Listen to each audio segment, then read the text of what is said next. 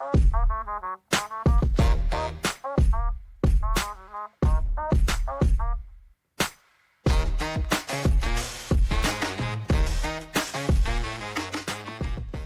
to Supercool, the show about low carbon innovations now scaling. Each week, we talk with the founders, CEOs, and executives, winning customers, growing revenue, and capturing market share by turning carbon-cutting ideas into competitive advantage. This is the rise of the low-carbon economy, a multi-trillion-dollar transformation already underway. I'm your host, Josh Dorfman. There's a giant machine standing in between our dependence on fossil fuels and the clean energy future. It's the power grid. And Astrid Atkinson, co-founder and CEO of Camu Energy, has run something like it before. She grew up in rural Australia, where the internet first arrived on a train. She read Insanely Great, followed Apple from afar, and dreamed of being part of the action. Years later, when she made it to Silicon Valley, she jokes that she'd come from the outer edge of the universe to its center.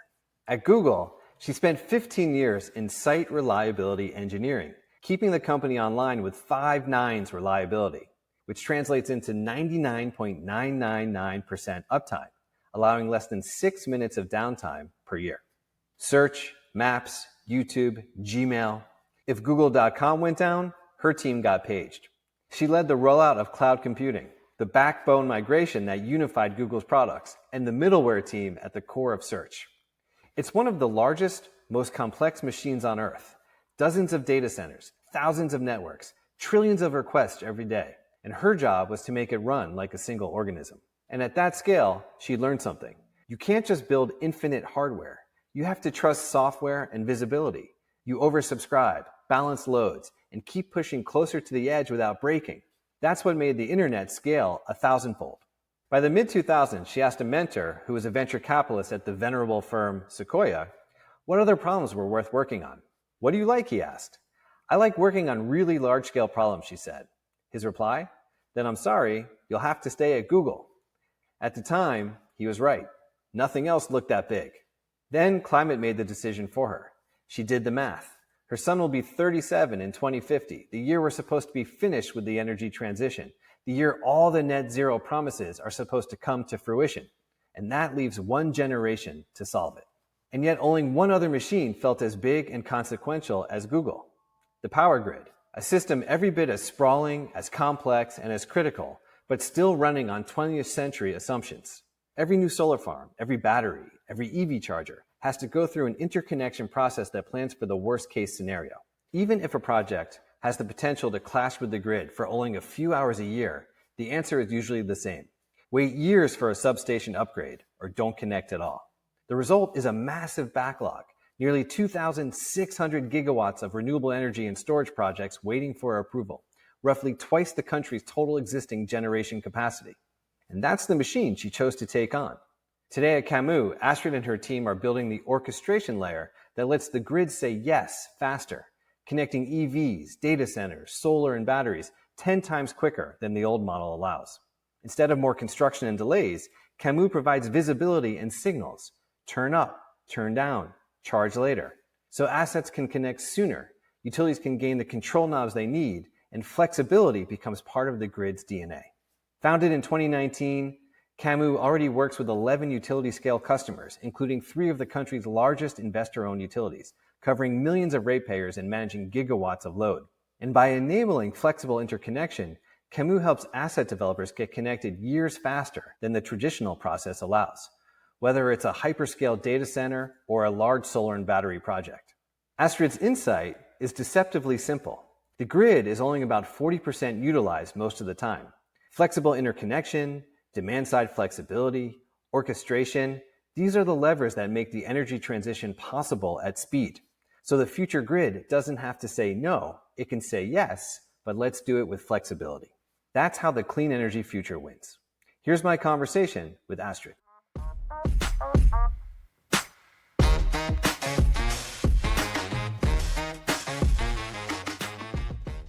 Astrid, welcome to Supercool. Thanks, it's great to be here. So excited to talk to you. I feel like the conversations we've been having at Supercool over 2025, we've talked with a lot of the players who are working on demand response and virtual power plants, both in the home, in the commercial sector, from like McDonald's fast food franchises to massive skyscrapers to, of course, everything that's happening with home electrification. And the question that's constantly come up for us, the more we've thought about it, is how does all of this actually get orchestrated, meaning this kind of grid of the future as more and more players are on the grid effectively, and it becomes a little more of a two-way flow as opposed to a one-way. And so when we came across Camu, we thought, yes, we have to have this conversation. And so welcome. With that, would you tell us just a little bit about your background? I know you spent a lot of formative years at Google, and let's talk about what led ultimately to Camu. As you mentioned, I was at Google. I was there for about 15 years, and I started in Google's site reliability engineering team, which was a new thing in the computing industry. It's kind of a hybrid systems, software, and operations function that's responsible for managing the intersection of like the physical environment, so like data centers and networks, the software environment, so Google search and Google Maps and apps and YouTube and all of that stuff, the things you actually interact with, and the operations function for Google as a company. So if Google.com wasn't there between 2007 and 2012, it was my team that got paged to get it running again. And so it was like a very directly operations function in the same way that like a utility operations function is responsible for keeping the service as a whole up and running.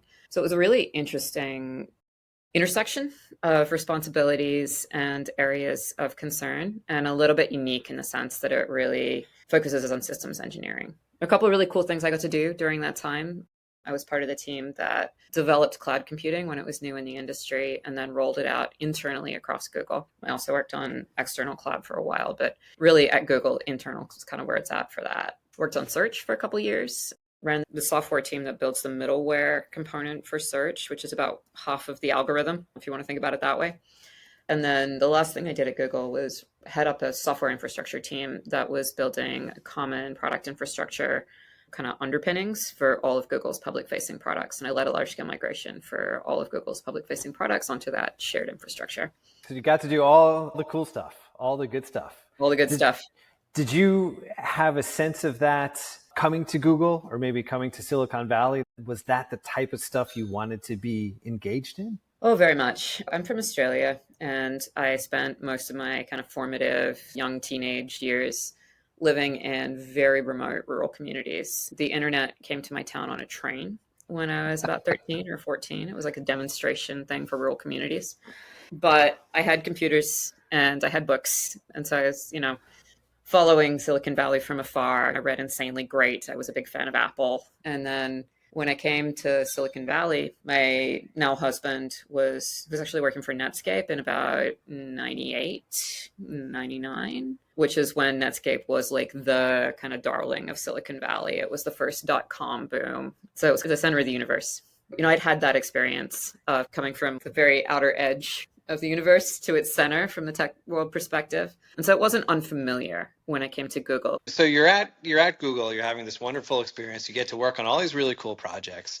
What leads you to start thinking about maybe moving on? What leads you to start thinking about ultimately the grid and what becomes your company? Yeah, so there's really a couple of things I think that led me to start thinking about the grid as a sort of serious area of focus. One of them was that I was working on a really, really big machine at Google. Google's global computing infrastructure includes dozens of data center locations, thousands of network links, tens of thousands of internal constituents, unthinkable amounts of like interaction with the outside world, money, all of those sorts of things. That's a really complex system environment and a really unique kind of software systems and operations challenge. And by comparison, nearly everything else was smaller. I remember going to talk to a mentor of mine, one of my old bosses, who was over at Sequoia, the VC group, a couple of years after he left, and asking him about what else was out there that might be interesting to work on. He's like, well, what do you like? I'm like, I like working on really, really large scale problems. He's like, then I'm sorry, you are going to have to stay at Google. And that was true at the time. That was in the probably mid 2010s. And That's starting to change in the computing industry. Like there are a lot of other companies at this point that work at very large scale that deal with a lot of software computing and user infrastructure and all of this. But it's only really started to change in the last few years. And having had the opportunity to work on sort of the genesis of that at Google at the time, I was really thinking about whether there were opportunities to work in critical infrastructure spaces that were kind of adjacent rather than, the same but smaller. The other thing is that I'd become really concerned about climate change. My son is 12, is going to be 13 soon. And when I was doing the math on the climate targets that we were starting to discuss in the early 2010s, he's going to be 37 in 2050. We're supposed to be done with the energy transition by then. And so it was becoming increasingly clear to me that if anybody was going to be solving this problem, it needed to be my generation and not his. And so it was really kind of a combination of technical interest in very large scale, high reliability systems infrastructure and a really acute concern for the future of humanity, the planet, success of the energy transition that led me to start looking at energy infrastructure and in particular the grid, because if you look at where are the parallels for very large physical infrastructure systems that have high reliability requirements, interesting software and data challenges, a very demanding operational environment. It's not wholly unlike the sort of environment that I worked on and helped to scale at Google. That makes sense. And what it triggers for me, we had Tim Holt, who's on the board of Siemens Energy, runs their grid technologies group. And when he was on the show, he was saying something to the effect of it took 150 years or so to get to the grid we have today. We have to double that in the next 15 years, and we have to double it again. I mean, I guess less than 15 years, right, by 2050 to get to the grid that we need. And so you just think about that frame of, wow, okay, the magnitude of that, right, is such a massive challenge. The other piece that I would say, Astrid, just hearing you describe your motivation, one of the things that we see having done now, let's say 50 some odd shows with Supercool, talking to a lot of really interesting founders, executives, there's this common conception, I think, this like cultural default that I don't think is really thought through. Is like, oh, the future generations will figure it out. And it's like, well, it's not exactly time for a future, like it is now. And you do see some really amazing companies getting built by people who are, this is not their first career, right, so to speak, or the first part of their career, really stepping up and building the really big things that we need to affect this transition. Just curious how you would react to that. There's a certain amount of latitude that you get from having been successful in a prior career, both in terms of options, the ability to potentially start something, access capital, those sorts of things. But there's also a certain amount of confidence in tackling big problems that comes from having tackled big problems. So that doesn't really surprise me. There's also plenty of great companies started by people coming straight out of the gate, out of school, early career. But I think that's more common in tech than it is in energy, because energy and climate is a space that is very complex. It's at the intersection of a lot of different problem spaces. And I think it does repay, having had some experience, some time to get deep in at least some of the aspects of the work that you're dealing with. So Camu, I also heard you say was part of your motivation. One was looking for an opportunity to kind of get the band back together, or maybe keep the band working together. So the folks from the teams that you've had and being able to pull really great people onto a new mission. And then two, I was really delighted to hear you describe, and you had mentioned already, in just the past few minutes, how you read a lot as you were growing up, but you had also mentioned like the Lord of the Rings, this feeling of like really committing yourself to a mission. Sounds like that's also a big driver for you. There's a certain arrogance in deciding that you personally can do something to tackle the really big problems of the world. But I also think that stories like The Lord of the Rings have a really interesting framing around the idea that big problems are always tackled by unremarkable people or small individuals choosing to take on big problems, or perhaps not even choosing, but finding themselves in the path of them. And that idea of bringing a certain amount of humility to the change that you might make in the world and the impact that you might have in the world, something that I find resonant in The Lord of the Rings particularly, which is kind of ironic considering that it's also a really big theme in all of the work of Peter Thiel and Palantir and Anduril, which perhaps took a different message. True. Talk to us about Camu and how you're fitting into, let's say, electrification. I know I've heard you talk about the fact that you're kind of building a new category, software or services within electrification that the incumbents aren't necessarily doing. But just help us understand, what fundamentally are you looking to do and services that you're providing? Yeah, so there's a couple of different things that we bring together in the core platform that we've built and the services that we offer. Firstly, coming from a background in large scale system operations, one of the most important tools that you can have as a planner, an operator, an engineer is great visibility. Like, you need to be able to understand what's happening in the system that you're operating, the system that you're building, in order to be able to operate it reliably on an ongoing basis. But that's particularly important when you want to be able to change it safely. If you don't have great visibility, past, present, and future, into how your system's behaving, you need to be really conservative. So you get into kind of a mode where you're like, okay, planning ahead of time, we need to make sure that we don't make many changes. And if we do, they need to be as safe as they can possibly be. And the slower that goes, the less change happens, the safer that's going to be. And that's a normal kind of operator perspective. But we're moving into a space where that's not enough, right? Being very, very, very conservative and making as few changes as possible doesn't meet the need of doubling load on the current grid in the next 10 years and doubling it again. And so a big part of what we do is firstly bring together data about the grid and things interacting with the grid. So data from the utility, data from assets, data from public sources like weather and markets and stuff, and pull that into kind of a composite common data model that can then be used to power higher level operations.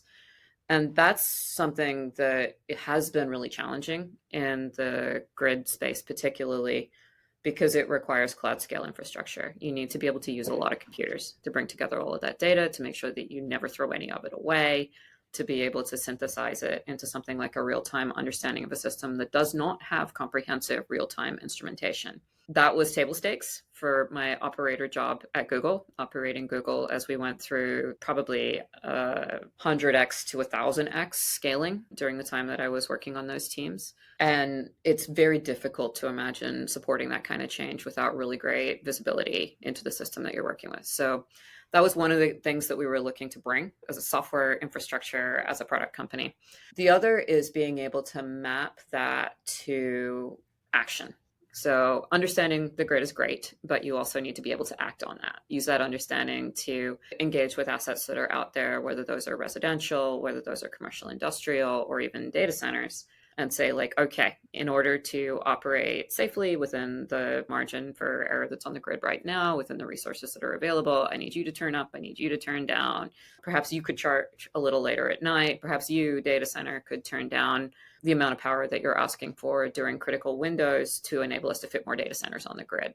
So there's a wide range of things that you might want to ask assets to do, but that really starts with that understanding. And those two things are really at the core of what we were kind of looking to build. And our belief was that the background that we had in very, very large scale monitoring infrastructure and very, very large scale load balancing infrastructure would be helpful in the grid landscape. And so that was kind of what led us to engage in the way that we did. As you're bringing these services, building out this solution for the grid, for utilities, presumably you're building as you're talking to utilities, right? As you're talking to grid operators. And so over the last few years, as you've started building the company, what has that dynamic been like? Have you knocked on doors and they're like, oh, thank God, yeah, we realize we need more visibility, or we don't really have a very clear sense normally like how our grid actually operates? But I know there's just many, many players out there, not all the same.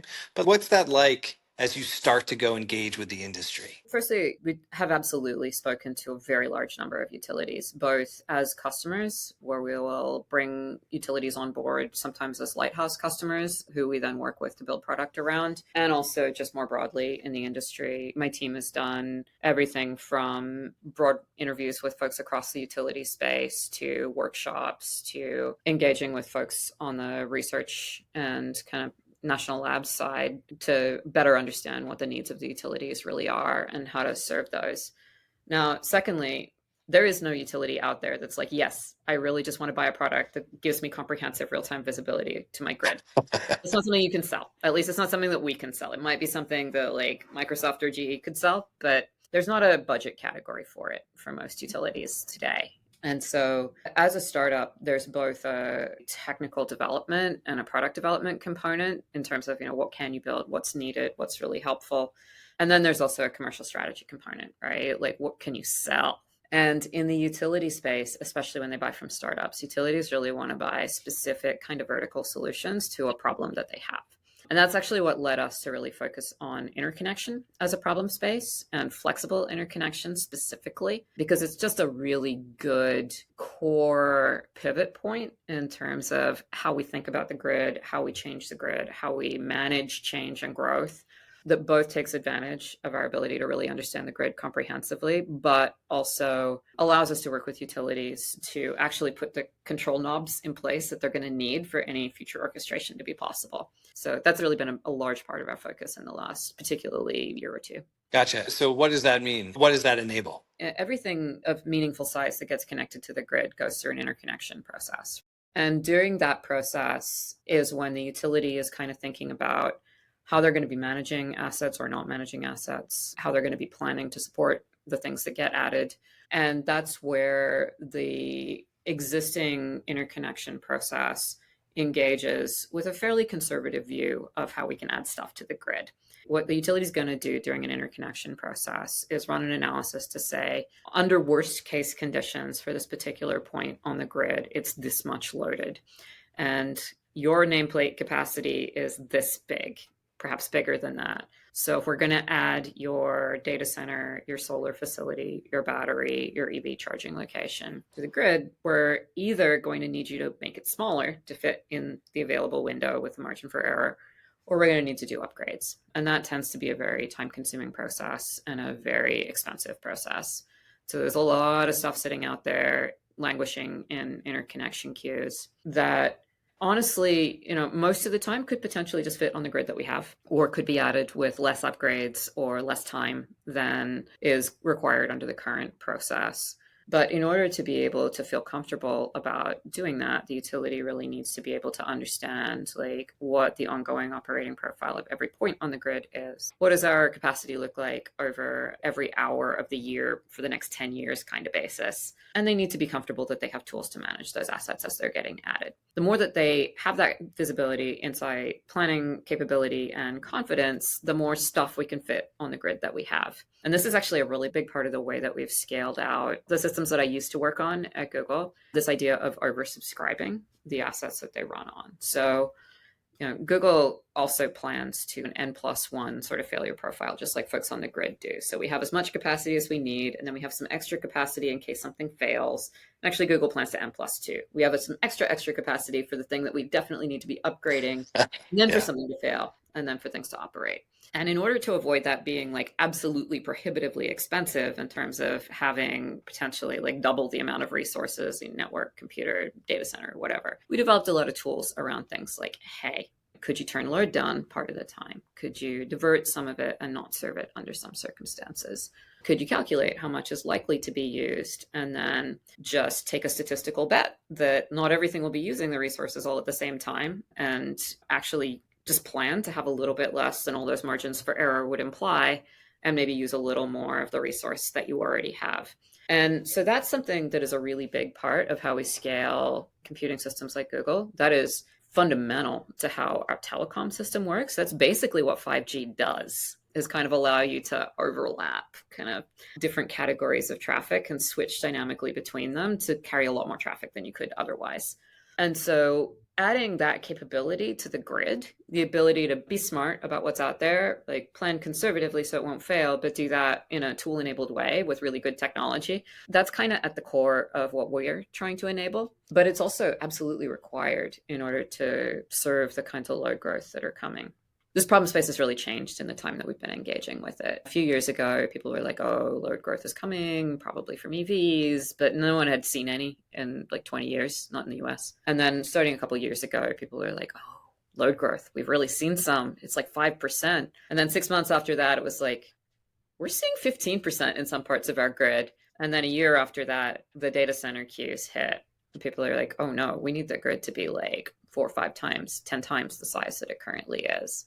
And so that really changes the way that we need to be thinking about, how we manage it, how we add to it. That's fascinating. I'm imagining then that, let's call it the industry, the utilities, and I know there's the big utilities that manage a lot of like where most of the population lives, and then you have utilities that are managing where a lot of the rural population. It's not all one thing to say the utilities, but I would guess given the rate of change just over the last few years with compute and AI and data centers, but also with electrification and also with the rise of virtual power plants and everybody seemingly trying to get into these spaces, is there a growing awareness amongst this traditionally and understandably conservative industry that does exist to provide essentially like a public service, right? We must deliver the energy.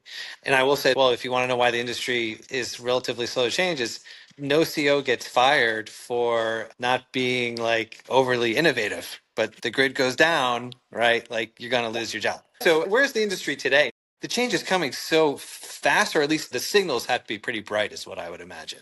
Yeah, I think the industry has undergone a really rapid education process, just internally thinking about what the future of the grid needs to look like. And most utilities at this point have actually gone through a pretty significant technology adoption process as they've transitioned to smart meters, to digital GIS, to ADMS systems, all of these kinds of things. The tricky part is that they now need to go through the same sort of change, but like 10 times faster. And that's where it gets really hard, I think, for organizations that don't have a lot of internal DNA around really rapid scaling or adapting to really rapidly changing external conditions, to think about how to do that effectively and in a future-proofed way. Utilities are also dealing with a lot more external challenges than they were maybe 10 years ago, thinking specifically around reliability challenges caused by wildfire and to some degree storms and flooding as well. It's tricky for folks on the utility side because they're like, oh my God, like we have to do all of this work for wildfire prevention.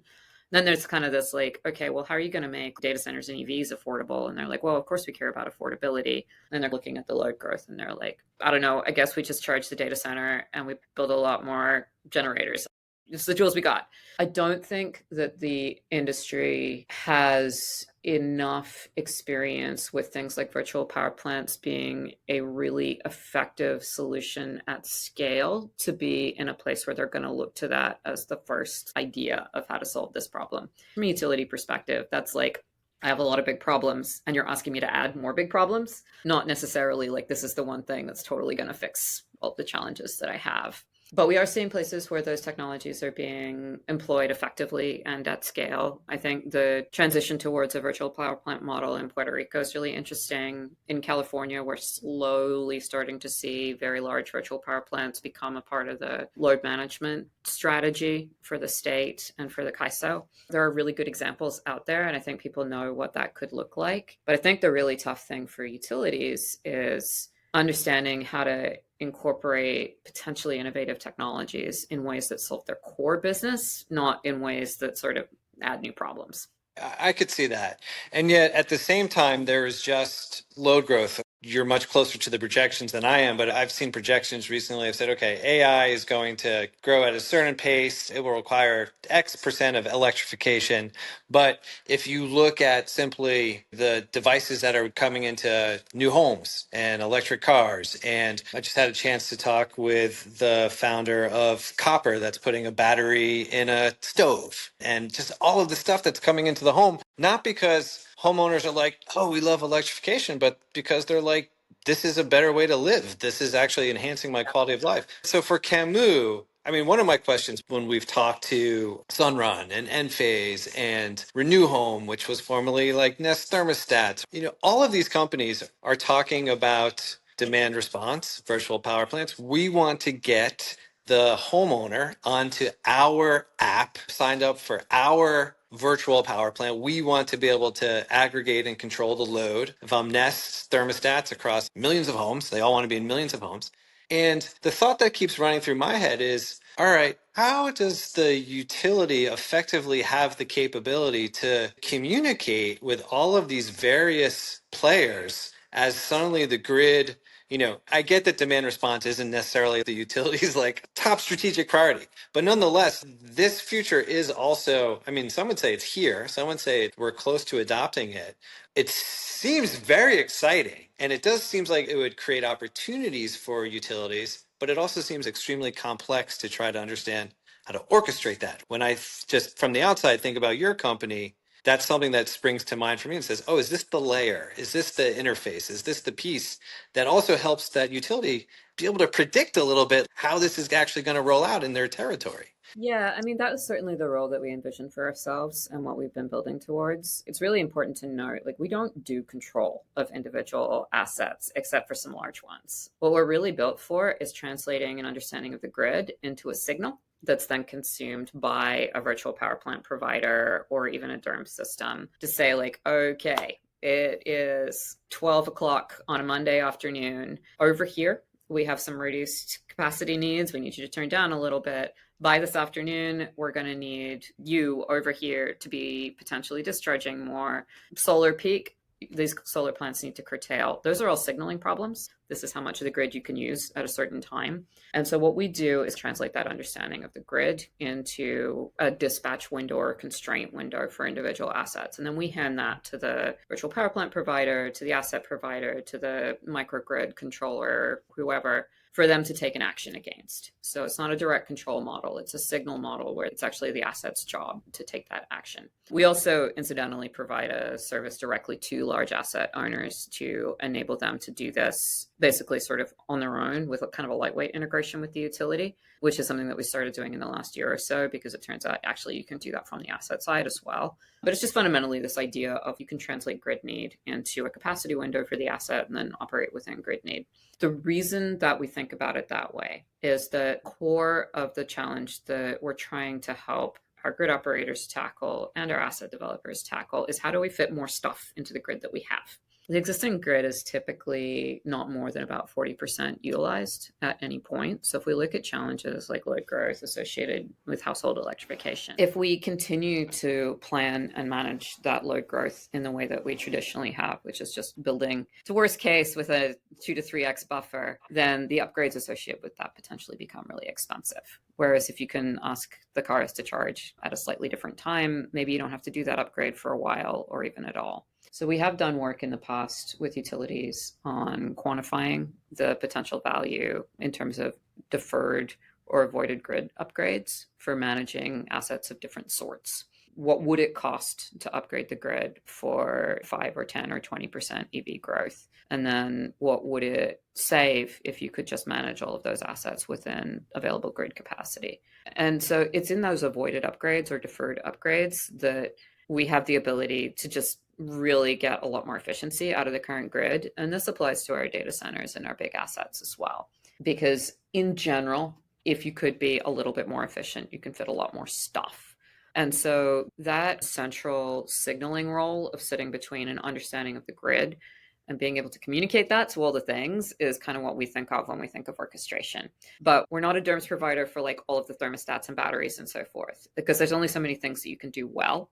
We envision our role as basically being an enabler for utilities core software on the one hand, and then the individual systems that are kind of managing different classes of assets, VPPs, whatever, on the other. I appreciate that. That makes a lot of sense to me. From the Supercool perspective, having had all these conversations and our listeners hearing all these different VPP providers, that was always the question. Like, what is the layer that enables utilities to communicate with these companies then to take respective actions, recognizing that there just seems to be like a lot of overlap where you could have multiple virtual power plants providers in the same house because they're controlling different aspects. It just seems like there's so much complexity. And at the end of the day, the fundamental thing that I assume the utility is going to say is like, yeah, all of it's interesting. We just have to do it in a way where the grid never goes down. There's a really interesting parallel with large-scale load balancing systems. Google has a system that basically distributes user traffic for all of its services across all of its data centers in real time. And you can kind of think of that as being like a bunch of different classes or streams of requests, like requests come in for search, requests come in for YouTube, requests come in for maps. And those have to be spread out across the data centers and ultimately sent to a computer that can like do that work. That dispatch for Google is done in real time. It is done within typically milliseconds for every single piece of traffic, but it's not really done on an individual request level. It's done in the same way that the grid is planned. Like it's a large scale mass of user demand that's coming in on the one hand, and then like a careful kind of swapping around of resources that can manage it on the other end. And then there's a kind of matching system that dispatches things to things in real time. That matching system dispatches probably upward of 1 million separate traffic streams to somewhere on the order of, my guess is at least 50 million receiving servers, software processes, to the order of trillions of requests per day in effectively real time. So like that, the complexity of the problem on the grid side, I don't want to minimize, but I will say that it's probably not the most complex real-time management or matching problem that humans have ever dealt with. Fair. Well, that says to me that you're really the right person to be sitting in the seat that you're sitting in. Obviously, a lot of people worked on these solutions at Google, but there were a subset of folks on the engineering and site reliability side that kind of led up the large-scale design and orchestration of those systems. And a number of those are my former colleagues. So one of them sits on my board now. A couple of been kind enough to come work with me at my company at different points. One of the key engineering leaders heads up my engineering team right now. My board member was the site reliability lead for Google's global load balancing and traffic management systems. We shared an office for quite a long time and worked pretty closely together, kind of co-managed some portions of our teams. He went on from Google to go head up the software team at SpaceX during the time when they were building self-landing rockets. He's now the head of software for Boeing. And so like that, what we've seen is that kind of high reliability, kind of critical infrastructure design thinking and the ability to apply software and data to solving really big challenges is something that's kind of portable across industries. And a big part of what we were doing when we started this company was trying to leverage some of that in the service of the energy transition and how we manage the grid. I love it. So where are you today in terms of customer adoption? Yeah, so company's about 6 years old right now, and we have historically worked entirely with utilities as kind of our core customer. Right now, we have 11 utility scale customers. 3 are investor-owned utilities. One of those deployments is really mature and quite large. Our platform's in like daily use by hundreds of people at that utility, and we've been working really closely with them over the last few years. We also work, as I mentioned, with asset developers on providing like a flexible interconnection product that they can take to utilities, which is a bit newer. So there, we're working with a few data center projects. We're also working with a large commercial industrial solar developer, and then a couple of other folks in those kinds of categories to see if we can help speed up their ability to connect to the grid. So in that case, Astrid, is that speeding them up so they are getting better at compliance or whatever? I assume they don't get to jump the line, but I don't know. Like, what does that mean to be able to speed them up? The traditional interconnection process sort of looks at the worst case of how assets fit versus the amount of utilization on the portion of the grid they're assigned to. And typically, when you look at that in the worst case scenario, it might be just for a few hours a year, but there's usually some point at which the asset that someone wants to connect, let's say it's a solar storage facility in a department store or something, there's usually a small amount of time when it might not fit. And that might just be a couple hours a year, but even if it's a couple hours a year, you still have to upgrade a substation or upgrade lines or whatever. If you could make a mutual agreement that instead of doing that upgrade, sometimes you turn down the generation or the load, then you could potentially avoid making that upgrade required for getting the asset connected. So when we talk about flexible interconnection, that's really the model. And we work with utilities on that as well as developers on that, trying to really provide the glue between them to enable them to have that conversation. And so is that for Camu, the recognition of, hey, we're building all these tools, utilities are starting to come along, where are other opportunities where we can solve problems and drive revenue? What's the thought process? It's a bit more than that. Operation's great, but what we were seeing overwhelmingly is that stuff wasn't getting plugged in. It's like, hey, we're going to manage these like 10 batteries when they come online, and then it's 2 years later and no batteries have come online.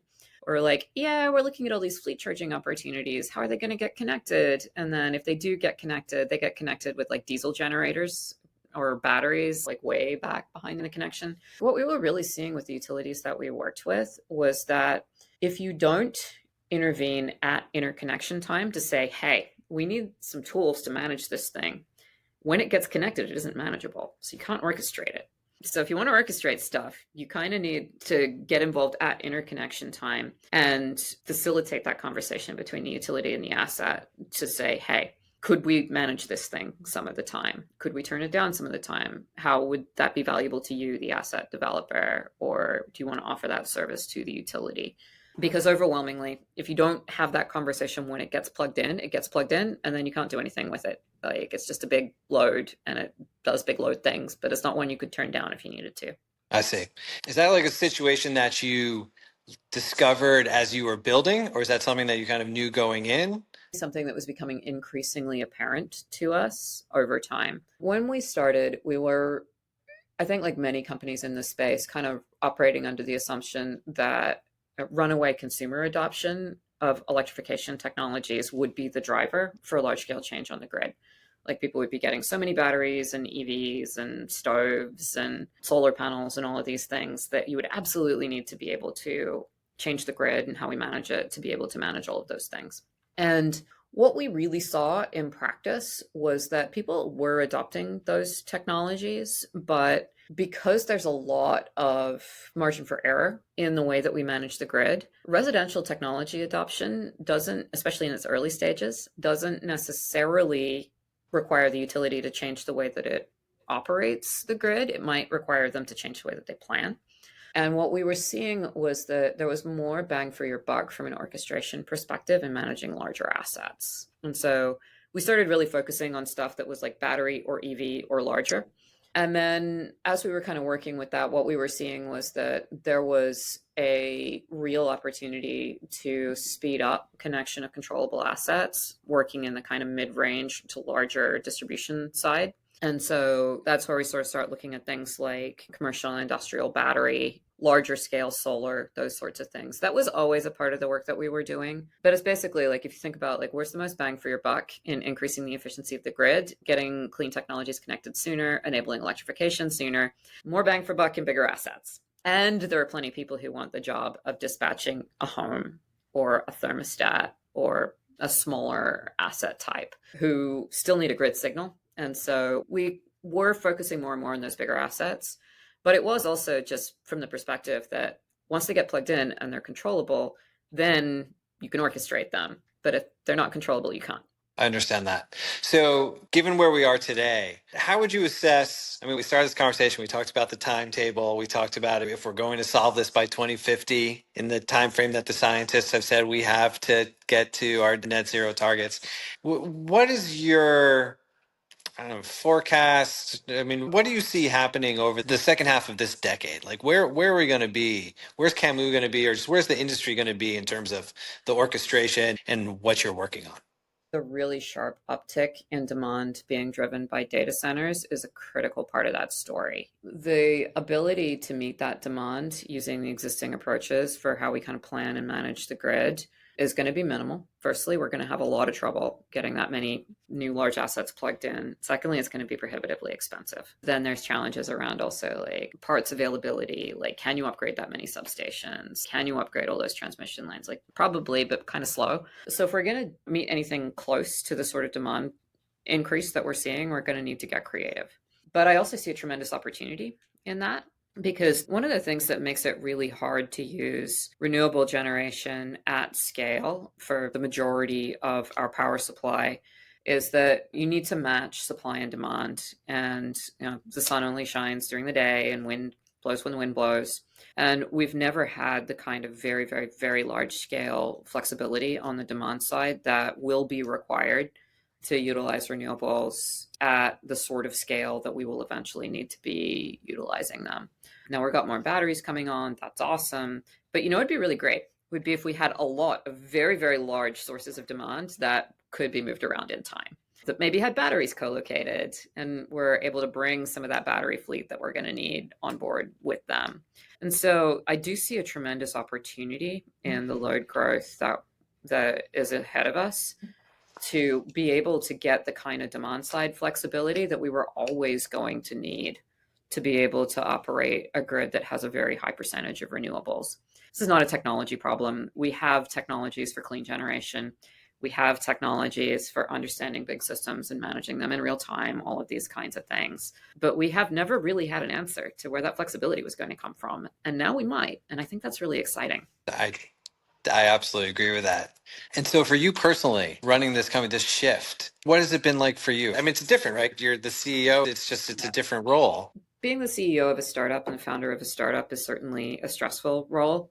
Operating portions of a multi-billion-dollar business to a 5 nines reliability target is also a pretty stressful role. They're just different. So I will say that there's definitely been a lot of challenges building and leading a startup, especially because we were founded in 2019 and then 2020 COVID hit. And then suddenly for 2 years, everybody's like really operating under constrained conditions. But I would say that the process of kind of adapting to the environment that you find yourself in is a really critical part of effectively leading a startup. And that's probably true for any organization, but it's really true for a startup.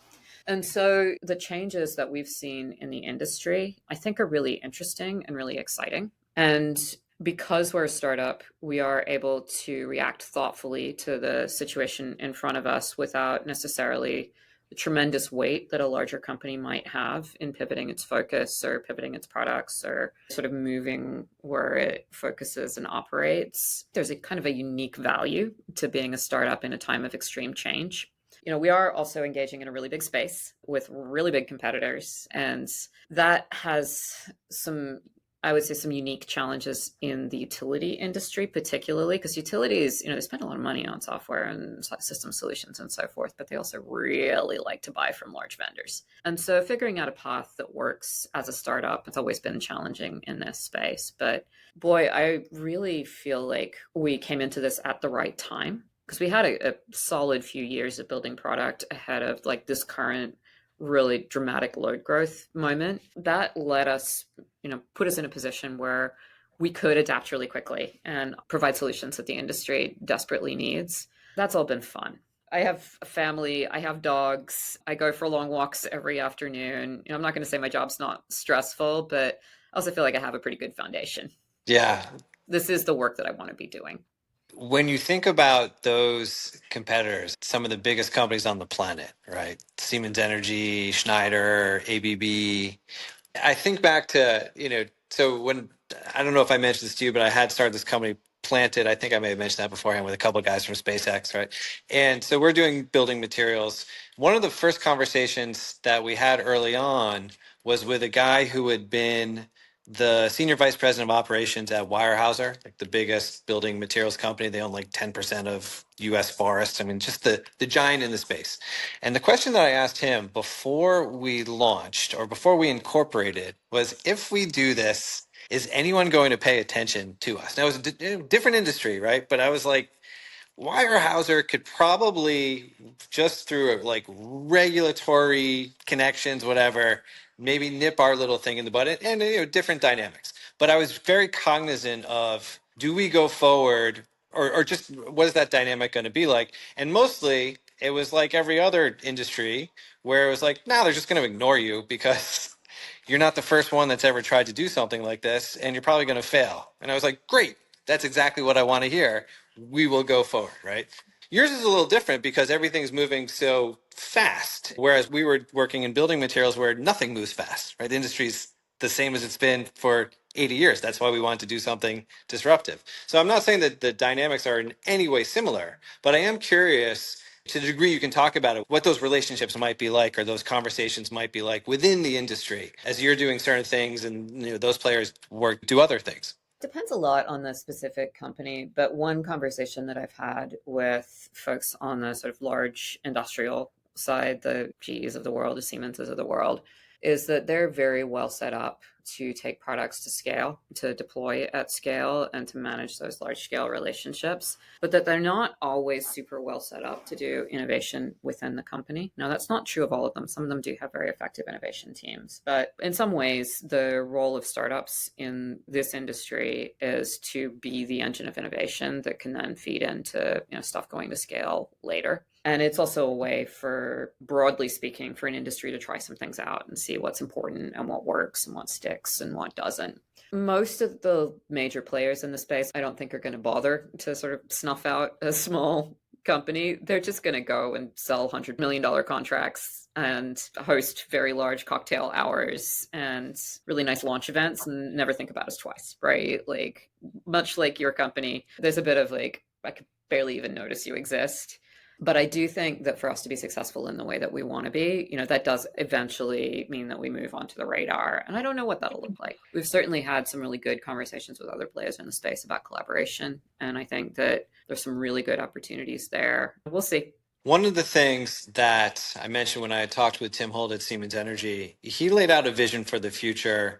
It wasn't just a Siemens Energy vision, but he was saying, imagine if the grid could be as elegantly operated as self-driving vehicles. That's the ultimate aspiration and ambition. And I was like, that's fantastic. I think we want the grid to work a little better than the current generation of self-driving vehicles. Okay.